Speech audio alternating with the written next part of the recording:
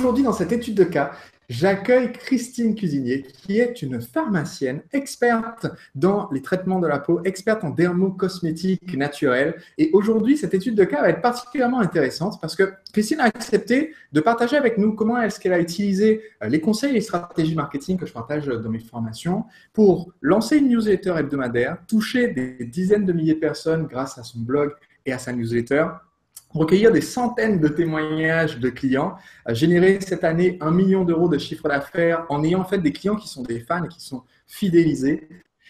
Christine, la raison pour laquelle je t'ai demandé de faire ce partage aujourd'hui, c'est parce que j'ai été inspiré par le fait que tu es en train de révolutionner un peu le modèle d'affaires de ton secteur. J'imagine que parmi tes proches, certains se sont demandé pourquoi est-ce que Christine, pharmacienne, qui a un très bon travail dans l'industrie pharmaceutique, se met à vendre des petits pots par elle-même pour la peau. Est-ce que tu peux nous expliquer comment tu as fait ce trajet de la pharmacie classique à l'activité que tu développes maintenant? Tout à fait. Effectivement, j'ai fait 30 ans de carrière dans l'industrie pharmaceutique, donc les 11 dernières années chez Sanofi. Donc, c'était vraiment, comment dire, une carrière classique dans on va dire, dans la stratégie et le marketing. Et puis, fin 2008, je me suis plus du tout sentie en phase avec les valeurs de l'industrie pharmaceutique, dans lequel j'avais été très bien pendant certaines années. Et puis, j'ai décidé de partir. Et là, en l'occurrence, je voulais pas du tout faire de la cosmétique, je voulais être dans le coaching. Donc, j'ai fait une formation en PNL, j'ai fait une formation en coaching et puis en réfléchissant, après avoir fait toutes ces formations, je me suis moi-même appliqué un coaching personnel, un auto-coaching. Et là, je me suis rendu compte que finalement, c'était pas ça que je souhaitais faire. J'ai été chercher très loin mes besoins et là, je me suis rendu compte que quand j'étais plus jeune, j'aurais adoré faire de la cosmétique. Donc ça, j'ai retrouvé cette envie et c'est un de mes profs qui m'en avait dissuadé. Et puis, j'adorais transmettre. Donc, je me suis dit, qu'est-ce que je vais pouvoir faire pour pouvoir allier les deux? Et donc, je me suis dit, je vais réapprendre totalement tout ça parce que j'ai complètement oublié ce que c'était que la cosmétique, ce qu'il y avait dedans. Et j'ai été sur différents blogs d'Internet et là, j'ai découvert qu'il y avait de la cosmétique naturelle qui commençait à pointer le bout de son nez et qui était à la portée de pas mal de personnes. Et donc, j'ai décidé de me former à l'aromathérapie et à la cosmétique. Mais alors, je vais te dire, ce qui m'a sauvée, c'est de surtout pas faire de DESS de cosmétique à la fac de pharmacie, parce que ça m'a permis de comprendre qu'il y avait d'autres moyens de traiter sa peau que celles qu'on nous enseignait, qu'on nous avait enseignées à la fac. Donc, ce que tu as voulu partager, en fait, c'était ta passion pour ces méthodes plus naturelles, en fait, pour traiter la peau. Exactement. Et alors, donc, c'est pour ça que j'ai commencé à vouloir faire ce qu'on appelle des ateliers cosmétiques. Et j'ai ouvert une petite boutique avec un coin atelier qui est à côté de chez moi dans le Luberon. Et j'ai fait ça pendant 2 ans et demi, c'est-à-dire que j'ai fait des ateliers en live et j'ai vendu des traitements naturels, des huiles végétales et des huiles essentielles. Voilà le début de ma démarche. Alors, qu'est-ce qui t'a amené à rejoindre ma formation pour apprendre à lancer cette activité? Alors, d'abord, j'ai découvert qu'on pouvait effectivement vendre sur Internet, et ça, j'ai trouvé ça fabuleux, si tu veux, et qu'on pouvait aussi continuer le contact avec les clientes à travers un blog sur Internet. Donc, je me suis amusée à apprendre à bloguer. Et puis après, j'ai donc créé ce site de vente et en disant aux personnes, si vous voulez en profiter pour acheter les produits dont je vous parle dans le blog, vous pouvez tout à fait cliquer sur ce site de vente. Et puis là, je t'interromps juste pour dire, donc ce qu'on va voir à l'écran, c'est en fait que tu as un site qui est oleassence.fr qui est le blog. Exact. Et sur le blog, en fait, tu as de nombreux articles, tu as l'abonnement à la newsletter dont on va parler justement tout à l'heure. Mais donc ça, c'est le site qui partage de l'information et qui explique en fait les avantages des produits et à qui ils correspondent. Oui, ou les problèmes, ou les maladies. Je rentre beaucoup par les maladies, par les problèmes. D'accord. Donc, tu représentes le problème et tu leur expliques ensuite quelles sont les solutions qui sont adaptées. Et c'est ce que j'ai appris avec toi. Hein. C'est pour ça que je fais ces sessions d'études de cas, c'est pour le côté partage. Voilà. Et du coup, les gens en fait, qui se rendent compte que tes produits peuvent correspondre à la problématique, ils cliquent ensuite sur les liens de la boutique qui se trouvent donc dans le menu droit, dans le menu en haut, dans le petit carrousel ici. Et donc, ils arrivent sur oleassence.com. Voilà, qui est le site Et de vente. oleassence.com, voilà, présente les huiles et beurres végétaux, les huiles essentielles, la gamme Oleassence en Luberon. Et donc là, on est sur en fait, la boutique de e-commerce qui vend tes produits. De notre gamme. Voilà, on a créé notre propre gamme, absolument. D'accord. Donc, ce que tu disais, c'est que tu avais justement utilisé les stratégies de lancement et de communication que j'enseigne pour, d'un côté, amener plus de monde et de l'autre côté, fidéliser les personnes. Est-ce que tu peux entrer un petit peu en détail sur chacun de ces deux exemples? Oui, parce que j'ai été sensibilisée, toi, justement, par beaucoup comment dire, de tactiques ou de stratégies marketing qui m'ont beaucoup parlé. Et je me suis dit que c'était intéressant justement de les appliquer dans le blog au départ, puisque je savais que quand les personnes étaient intéressées par ce que je disais dans le blog, il y avait une bonne partie qui allait effectivement acheter mes produits derrière. Donc j'ai effectivement utilisé justement la notion de ne pas parler des produits, mais parler des problèmes de peau. Et c'est par là que je suis rentrée.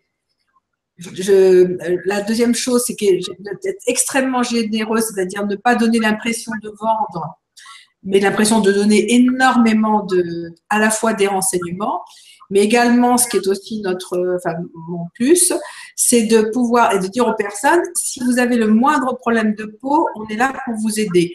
Donc, écrivez dans les commentaires et moi, je vous répondrai en général dans les 48 heures à 72 heures maximum pour vous aider à résoudre.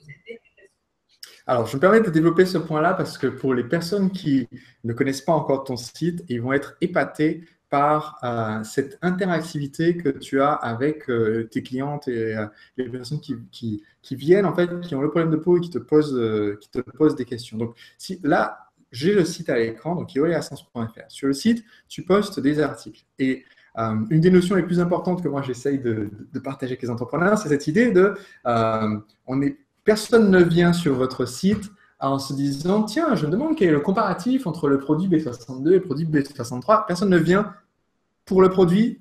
Les gens s'en moquent complètement du produit. Ils veulent soit résoudre leur problème, soit atteindre leur objectif. Et si tu as choisi de rentrer en présentant le problème, donc par exemple, voilà, j'ai une eczématite, comment est-ce que je fais pour traiter ça de façon naturelle, comment je sais quels sont les cosmétiques adaptés à ma peau, etc. Donc, je viens par le problème. Il y a des articles, et j'ai vu que tes articles sont très détaillés. Là, on a un article, par exemple, sur les vergetures qui est très, très, très détaillé. Ce n'est pas juste 300 mots pour dire « Oh, les vergetures, c'est pas bien, achetez mon produit et vous n'en aurez plus. » C'est vraiment rentrer dans le détail avec la vidéo explicative et tout. Et là où c'est épatant, j'aimerais que tu parles un petit peu de ça justement, c'est que les gens, ils peuvent te laisser des questions. Tu vois, tu dis, voilà, je souhaite vous proposer un service pour vous aider à les faire disparaître. Il y a un sondage et il y a aussi en fait une zone de questions. Et là, sur cet article, il y a 1016 commentaires. Est-ce que tu peux expliquer pourquoi est-ce que tu invites les gens à laisser des questions et des commentaires? Comment tu fais et comment tu fais pour en fait répondre à tout le monde? Alors, comment je fais pour leur dire de poser des questions? Spontanément, quand les gens, effectivement, écrivent un problème de peau comme vergeture, par exemple, ils sont concernés par le problème. Ils ne vont pas venir voir vergeture, sinon pas le problème. Donc, à partir du moment où ils voient qu'il y a effectivement, il y a un article dessus qui leur explique comment ils vont pouvoir les résoudre, ils commencent éventuellement à voir quelques personnes qui posent des questions et se disent pourquoi moi je ne poserais pas des questions. Alors au début, j'écrivais comme ce que tu avais indiqué, écrivais à la fin souvent une question pour que les gens aient envie effectivement de poser en disant et vous, avez-vous des vergetures qui vous embêtent? Racontez-nous. Par exemple, ça pourrait être, je l'ai fait tout à fait au début, c'est vrai que j'ai un peu moins tendance à le faire maintenant parce que spontanément, les personnes vont aller chercher les articles. Il n'y a pas trop de commentaires pour retrouver leurs réponses. Donc, même si des fois, je me dis c'est affolant de voir le nombre de commentaires parce que ça va être compliqué pour eux. Et donc, notre principe, c'est de dire, on répond à tout le monde, qu'ils achètent ou qu'ils n'achètent pas, c'est pas le problème. On est là pour les aider. Je sais très bien que, on va dire, la personne que l'on aide n'achète pas chez moi. C'est clair. Mais ça n'a aucune espèce d'importance. D'abord parce que je les ai aidés, et ça, c'est déjà une grosse satisfaction. La deuxième chose, c'est que ils vont, si ça marche, et ça marche très bien, souvent, alors c'est vrai aussi qu'avoir un bon produit ou des bons protocoles aide aussi à la réussite d'une activité. Ils vont aller en parler autour d'eux. Et moi, je vois très bien souvent des gens qui me disent « Ah, bah, c'est ma belle-sœur qui m'a dit de vous écrire parce que vous avez résolu sans problème, etc. » Et il y a beaucoup de bouche à oreille qui se fait. Et donc, à force d'avoir effectivement énormément de questions, parce qu'en général, en moyenne, on en a 40 à 50 par jour, j'ai donc demandé à une jeune pharmacienne que j'ai formée de venir m'aider et qui travaille 2 heures par jour pour moi, pour répondre à tous les commentaires. Alors, il y a certains commentaires auxquels elle ne peut pas répondre qui sont un peu soit techniques, soit qui ont un attrait à d'autres choses. Mais autrement, on va dire que c'est elle qui répond à la plupart des commentaires. Alors, donc, tu reçois 30 à 40 commentaires par jour, c'est ça? Minimum, oui, plutôt vers 50. Oui. Une cinquantaine de commentaires par jour et tu réponds dans les 48 heures. Donc, oui. En fait, là où c'est intéressant, c'est que beaucoup de gens se seraient dit, mais oula, les gens, ils me posent des questions. Comment je fais pour qu'ils arrêtent de me poser des questions? Ça a été une de mes réactions au départ. Et toi, en fait, tu as retourné quand même l'équation au final en disant, OK, comment est-ce que je me donne les moyens de répondre à leurs questions? Parce que ça va être fidélisant. Et là, si je... Oui? Pardon, d'autant plus que tu me souviens avoir entendu de ta part de dire que plus on avait de commentaires, plus on va dire on avait du contenu, plus on avait de contenu, plus Google nous référençait. Donc de toute façon, c'est pour nos commentaires. Oui, parce qu'effectivement, en plus, ils utilisent les termes, leurs termes à eux par rapport à leurs questions. Donc, quelqu'un d'autre qui cherche la même question va trouver ça facilement, dans Google. Et donc, ce qu'on peut voir sur ton site, c'est que sur le .com, tu as, donc, qui est la boutique, tu as une FAQ, donc une foire aux questions, avec les réponses déjà rédigées aux questions les plus fréquentes que les gens se posent concernant les produits et la formule. Non? Alors, non. Parce que ça aurait dû être ça, mais les gens ont compris qu'ils pouvaient me poser plein de questions aussi par là. Donc, je réponds également à ces questions. Tous les jours, j'ai 6 ou 7 questions sur ma FAQ. aussi, il y en a qui rentrent par là. OK. Donc, voilà, j'en ai sur Facebook, il y en a partout. Ok, donc les gens posent des questions partout parce qu'ils savent qu'on va leur répondre. Donc l'article de tout à l'heure avait 1000 et quelques commentaires. Là, je vais aller voir ta page contact. Oui. Et la page contact, elle dit « Pour les conseils, merci d'utiliser les commentaires. Nous répondons dans les 48 heures. » Et là, je suis descendu un petit peu pour aller voir. Donc il y a ta pharmacie, donc la pharmacie du Parc Monceau qui vend les produits à Paris. Voilà. Et en dessous, là, j'ai 1766 commentaires. Et quand on défile, effectivement, les commentaires, mais ils ont une réponse de Christine. J'ai vu aussi les commentaires de Nolwenn. Je pense que c'est la personne qui travaille pour toi. Voilà, c'est la jeune femme qui répond, moi, Nolwenn. Elle est à Nantes, exactement. D'accord. Et voilà. Et moi, je trouve ça épatant. Est-ce qu'on peut parler un petit peu maintenant de ce côté utilise Internet pour la fidélité? Parce que là, on a parlé d'utiliser Internet pour donner. Donc, tu donnes énormément avec tes articles, avec la réponse aux questions. Et c'est ce qui fait que tu amènes énormément de gens par jour sur ton blog. Combien de gens aujourd'hui visitent ton site Internet, en gros, par jour? 11 000. OK, donc on est à 11 000 personnes dans la journée qui visitent le site. On a du coup des dizaines de milliers de personnes, j'imagine, qui se sont inscrites sur ta liste de contacts, puisque sur le blog, j'ai le formulaire pour récupérer les emails sur la droite pour l'inscription à la newsletter. Et j'ai aussi une petite pop-up qui m'offre un guide donc pour traiter efficacement les problèmes de peau pour une beauté naturelle. Donc là, la petite pop-up me dit qu'il y a déjà plus de 30 000 personnes qui ont reçu le guide, donc qui se sont inscrites pour recevoir les emails. Maintenant, parlons un petit peu du coup de la fidélisation. La personne est arrivée, elle a découvert ce que tu fais. Premièrement, qu'est-ce qui fait qu'elle achète? Parce que beaucoup de gens qui regardent mes vidéos se disent « Mais oui, mais Sébastien, Internet, c'est bien pour vendre des trucs sur Internet. » C'est le syndrome des gens qui pensent que pour réussir sur Internet, il faut vendre un e-book à 7 €, qui explique comment réussir sur Internet en vendant un e-book à 7 €. Tu vois. Mais je crois que ton activité, c'est une très grande majorité de produits de la boutique. Oui. C'est ça? 90% de mon activité, ce sont les produits de la boutique, oui. Et 10%, c'est ce que tu as créé à partir de ton savoir pour partager des conseils, justement pour choisir, pour bien choisir les produits, pour se soigner soi-même, en fait, ses problèmes de peau, c'est ça? Exactement. Avec en plus, j'ai même créé un logiciel où les personnes peuvent aussi faire leur propre formule en fonction de leurs différents problèmes de peau et avec leurs différentes huiles. Donc ça, c'est un truc qui se fait automatiquement, qui calcule en disant, voilà, en fonction de votre peau, voilà, vous devez faire tant de millilitres d'huile d'argan, tant de millilitres, etc. Donc elles l'ont adapté, personnalisé, oui. Alors là, tu vois, les gens qui regardent la vidéo, ils vont se dire, mais oui, mais ok, donc Christine, elle est ingénieure en informatique, elle a créé le logiciel. Alors dis-moi tout, comment est-ce que tu en es arrivé à avoir le site, la boutique de e-commerce, la newsletter en ligne et maintenant le logiciel, donc j'imagine que c'est un outil en ligne pour pouvoir en fait personnaliser la formule des produits. Exactement. Comment est-ce que ça s'est créé? Est-ce que tu as un diplôme en création de logiciels et de développement web?